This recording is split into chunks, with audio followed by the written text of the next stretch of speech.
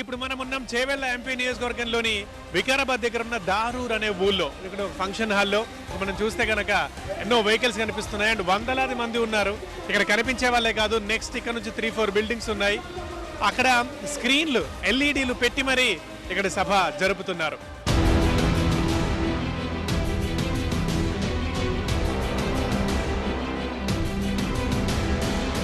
గొప్ప వ్యక్తి, చిన్న కుటుంబంలో పెరిగిండు. మన బాధలన్నీ, పేదల బాధలు తెలుసు, గ్రామీణ ప్రాంత ప్రజలు ఎట్లుంటారో తెలుసు, వాళ్ళ బాధలు తెలుసు, వాళ్ళ ఆశయాలు కూడా తెలుసు. ఇది ఉంటే మేము బాగుపడతాం జీవితాన్ని తెలుసు. అది మన నరేంద్ర మోడీ గారు దేశానికి. ఏడాదిగా ప్రయత్నించిన సంతానం కలగలేదా? నోవా IVF లో ఫెర్టిలిటీ ఎక్స్పర్ట్స్ ను కలవండి. మాతృత్వం కల నెరవేర్చుకోవడానికి ఉచితంగా సంప్రదించండి. ఒక యుగ పురుషుడు అనుకోవచ్చు. ఎన్నో చేసిండు. మనకి ఇది కావాలి, గది కావాలని అడుగుతావు, అడిగినవి కొంచెం చేసిండు. ఎన్నో చేసినాం.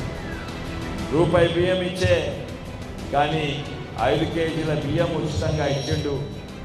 మనం అడిగినామా? అడగలేదు. మాకు 5 కేజీ బియ్యం అని అడగలేదు. కానీ మన బాధలు తెలుసుకొని ఆయన్నే ఇచ్చిండు.